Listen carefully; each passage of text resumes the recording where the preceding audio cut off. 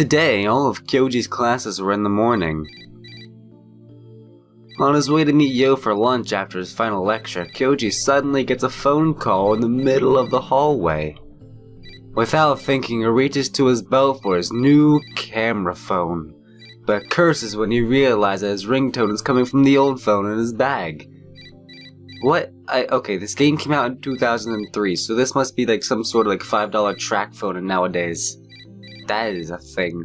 He bought a camera phone to see what all the rage was about. You could finally access a flip text pad, but couldn't bring himself to discard a simple, much easier to use old phone. So he ended up walking around with both. He hasn't transferred his contacts list yet, and calls still come to his old phone from people who don't know the new number. When he finally fishes the phone from his bag, the name he sees on the display sends a chill up his spine. Fuminori. Wait. Oh, okay, this is his point of view. I was like, how is he calling himself? But it's not. Why now? What does he want? It's hard for Kyoji to be happy about a call from Fuminori now, long after he gave up on such a thing ever being possible.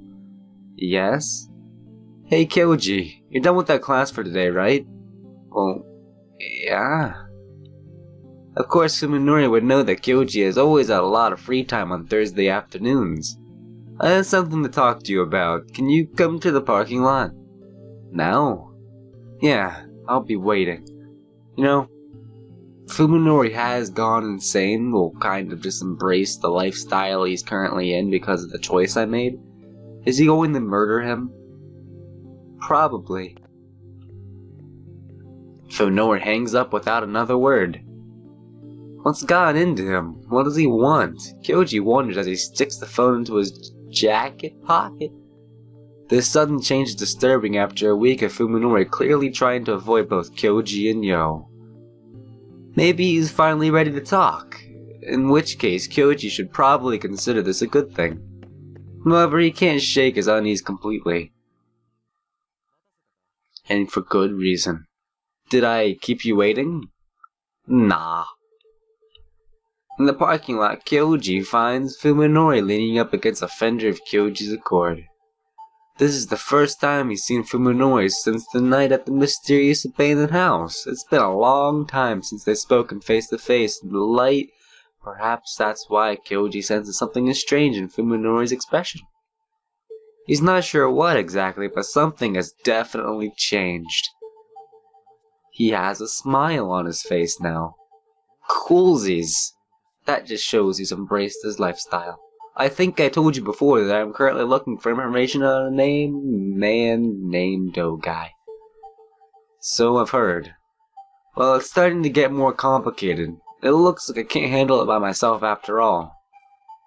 Fuminori seems more relaxed than before. He used to be tense all the time, like he was terrified of something. But now his expression is calm, and he even seems wearing that resembles of a sheepish grin. So, I need your help, Kyoji. Nevertheless, some instinct is telling me, Kyoji, that Fuminori's chances are not at all for the better. We actually get to see a close-up of his face. Cool. He looks like Snow from Final Fantasy XIII. Why the sudden change of heart? Kyoji asks, keeping his expression neutral to conceal his suspicion. You're involved too, aren't you? Fuminori responds coolly. His smile, unreadable as ever, offers no glimpse of his true motives. You searched Professor Ogai's house after me, didn't you? It's a waste of time for us to look for him separately. It'll be more effective if we team up. But didn't Saya say she doesn't even care anymore? But I'm sure Fuminori will not let that be. Why? Why does there seem to be malice, thick and vicious, lurking behind Fuminori's smile? Anyway, I need your car today. Mind driving? Well, no. Fuminori's car was destroyed in the accident, so Kyoji isn't surprised that he needed a lift. Kyoji unlocks his Accord and gestures for Fuminori to take the passenger seat, then gets behind the wheel and starts the engine. Well, where are we going? North Tochigi, near the Nasu Heights. Tochigi! Even Kyoji can't conceal a surprise at this. "Here's the address," Fuminori says, handing Kyoji a photo with an address on the back. "I want you to find this building." Rather than being angry at Fuminori, Kyoji is simply amazed that he seriously expects to be driven over 100 kilometers. That would be like 70 miles, like an hour away. "If we leave now, we should get there before evening. Correct?" "Well, yes, maybe." Kyoji sighs heavily, tapping the steering wheel as he calms himself down. Now that he's come this far, the only thing he can do is see his friend's craziness through to the end. Is this the vacation home or something? Probably. Professor Ogai should be there, maybe. Kyoji isn't looking forward to meeting the owner of that strange house, but he's even more uneasy about letting Fuminori go in alone. It's dangerous to go alone. Take Kyoji. It looks like he's just too grim to bear it. He might not get back until night. Sorry for the trouble. Oh, don't mention it. Bub. Kyoji drives out of the parking lot, leaving the rest of what had been planned to be said unspokenness. Fuminori's smile seems somehow wrong, like an emotionless mask glued to his face.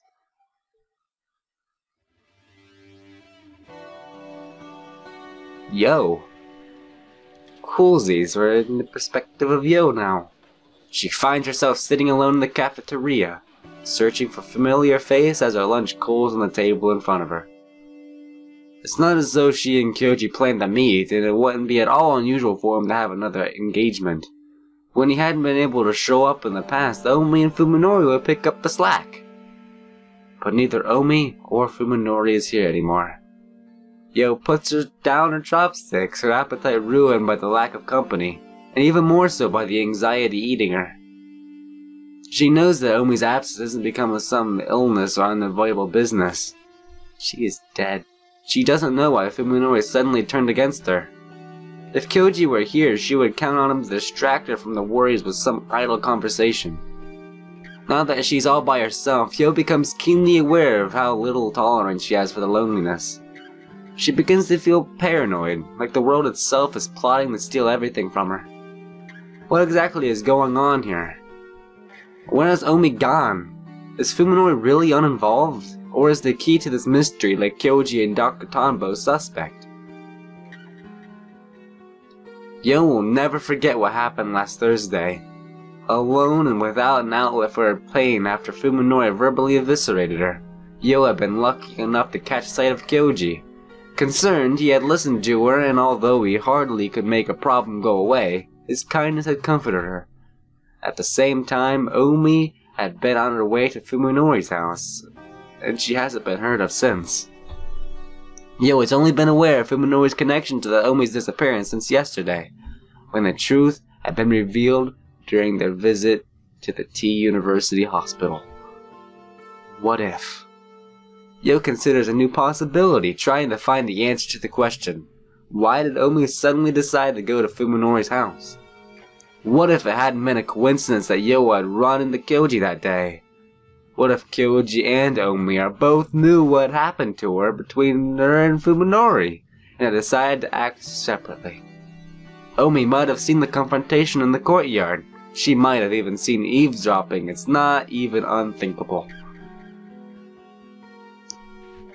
As the idea forms in her mind, Yo feels as though something is tearing her apart, from her body, from the inside. It's the only possibility, but if it's true, then whatever happened to Omi is Yo's responsibility too, isn't it? Yo clutches her head, groaning in agony.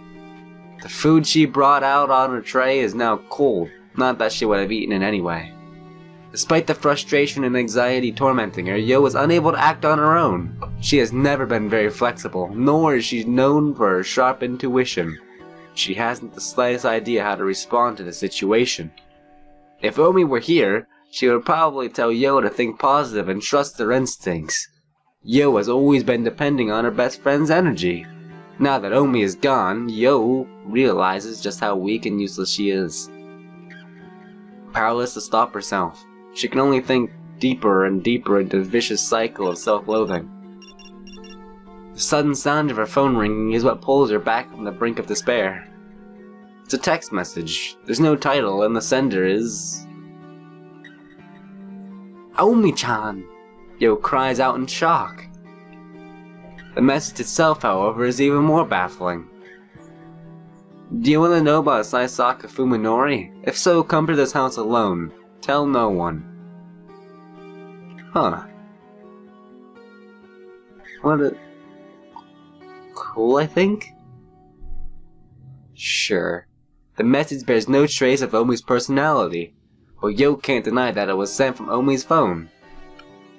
She takes a deep breath to calm herself before typing a reply, taking care that excitement does not cause her fingers to slip. Is that you, Omi-chan? Where are you? Yo presses send. The screen shows that her message was received successfully. As she waits for a reply, her mind fills with questions. Is someone else using Omi's phone to send text messages? If so, why to her? Maybe it's Saya? That's the only person I can think that would have access to the cellular device. Maybe it's Fuminori's on the car ride, like an hour away. So no, it has to be Saya. Something suddenly occurs to her. She and Omi have exchanged countless messages, many of them which contain the sort of embarrassing confessions that close female friends share. At times, when her hidden feelings for Fuminori grew too strong to contain, Yo often put them into words for Omi to read. Did Omi put a password on her phone? Even if she had, the person who sent the message was obviously able to unlock it. Which means that whoever it is has full access to the... That's your biggest... Oh no. It's not that big of a deal. Okay. Okay. Do you want to know about Saisaka Fuminori? Yo reads the strange message one more time. Whoever sent it must believe that Yo has an interest in Fuminori. The phone suddenly rings again, startling Yo, but she quickly recovers and looks at the screen. There's no title and the sender is still Takahata Omi. I'll tell you everything when we meet. Come alone. Tell no one. It's not Omi. She will never try to scare Yo with such a mean-spirited prank. Anxiety has brought Yo to almost the tears. Her mind isn't made to deal with such an incomprehensible situation. Who is using Omi's phone and promising to reveal Fuminori's secrets? Who is it? Yo is helpless on her own. She desperately wants advice from Kyoji, from anyone. She even starts to dial Kyoji's cell, but a sudden suspicion stops her. The sender might be somewhere nearby, watching at this very moment. A cold chill runs down her spine as she looks furtively around the cafeteria. Come alone. Tell no one. The lifeless characters on the screen are like a knife against her throat. However, Yo clutches her phone and forces her heart to stop pounding. Isn't this cowardice exactly what she was just cursing herself so mercilessly? Or doesn't she want to know what's capable of? Doesn't she want to know more than just sit and wait? Yo realized that her hand holding the cell phone is shaken. How easily it could have been just to give her cowardice to convince herself that everything, even Omi and Fuminori, is just beyond her reach. That is what she truly wants. Even if it means abandoning all sense of dignity or loyalty, she wants to flee from the unknowable. However, she also knows that even escape is beyond her. Yo understands herself very well. She knows that, no matter how far she runs, regret and self-loathing will consume her after everything has fallen to pieces. In the end, nothing really matters, and Yo is unable to overcome her cowardice alone. She lacks both the willpower and courage to run.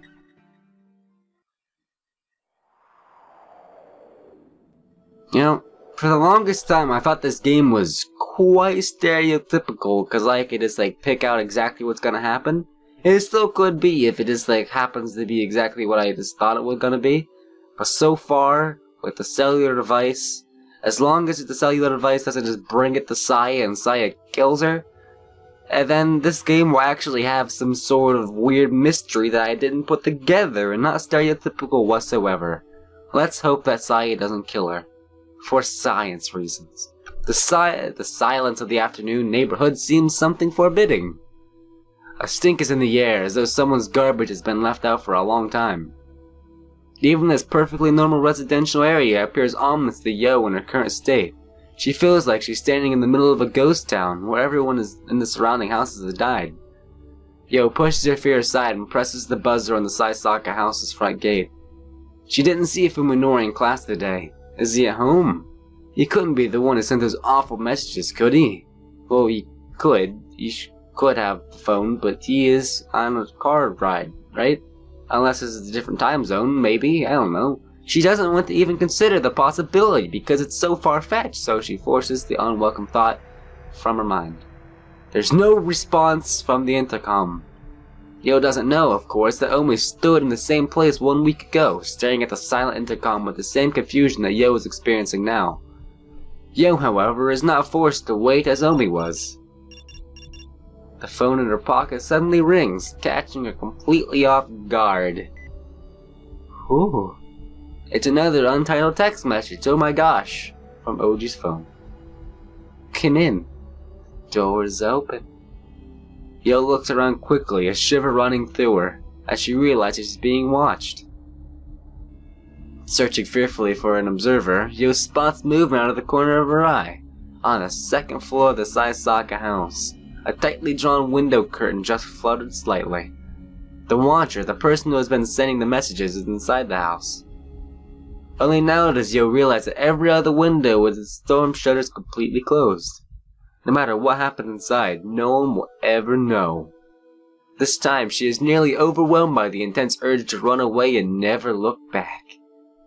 However, the terror she feels towards the invisible eyes staring at her is many times more powerful.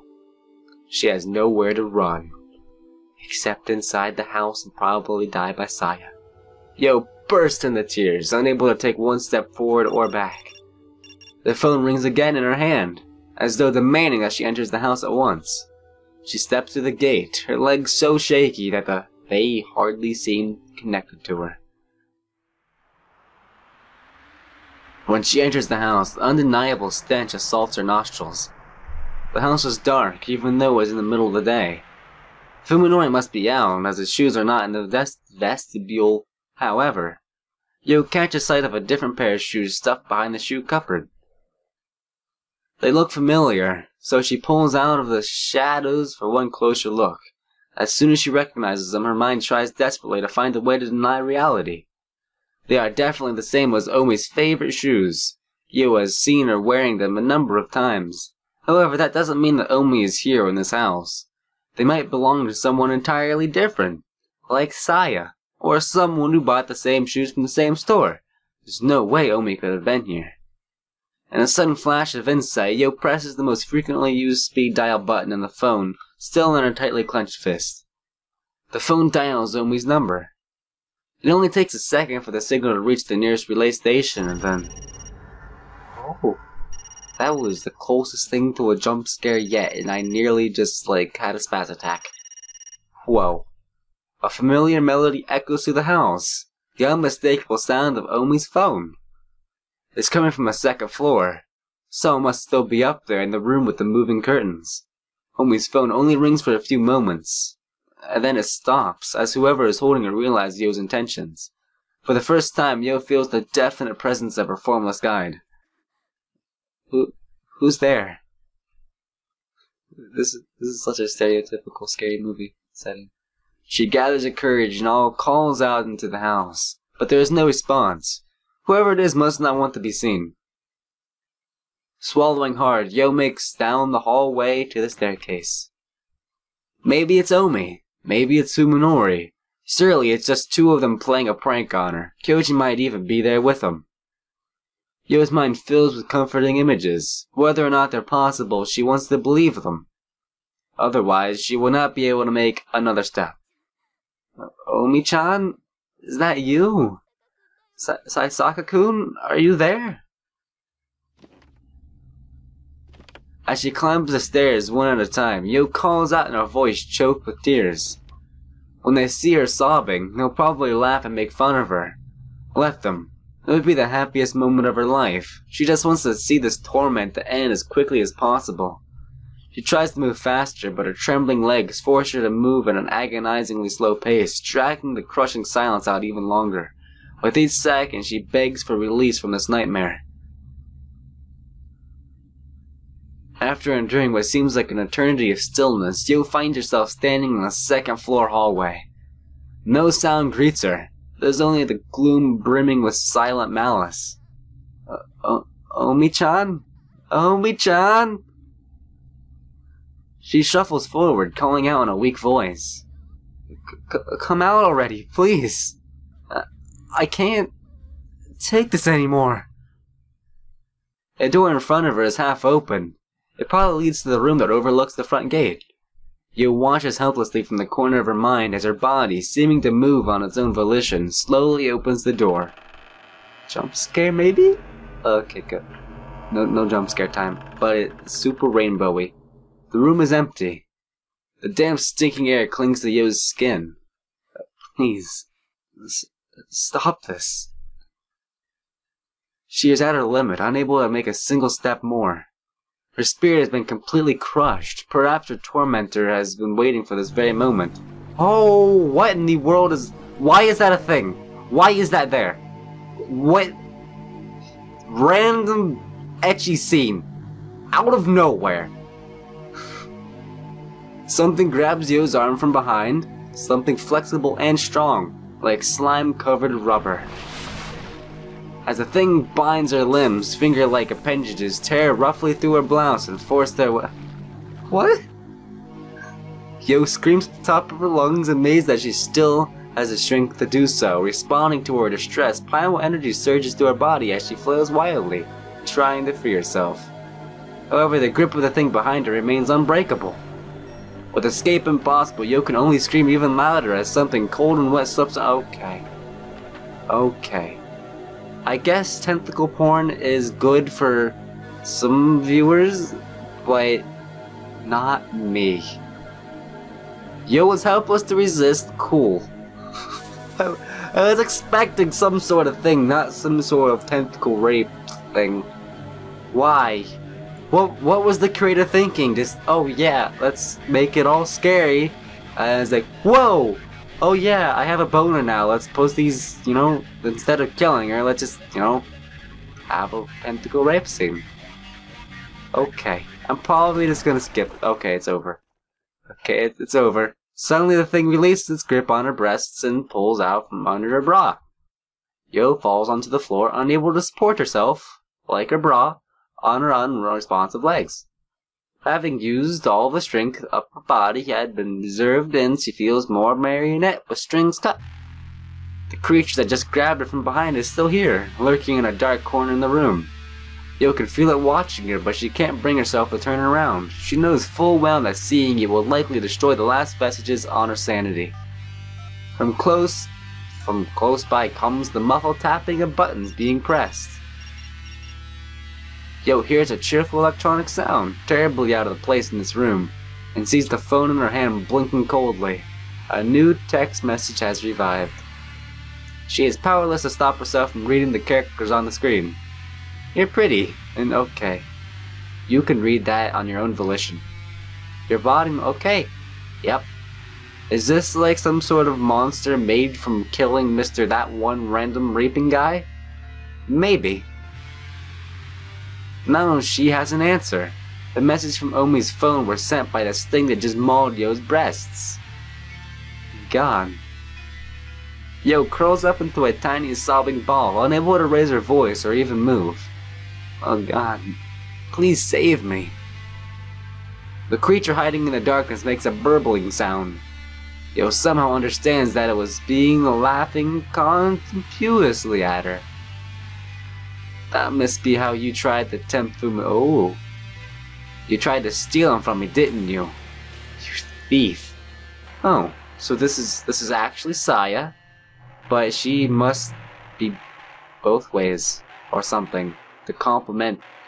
I'm not sure. It's very weird.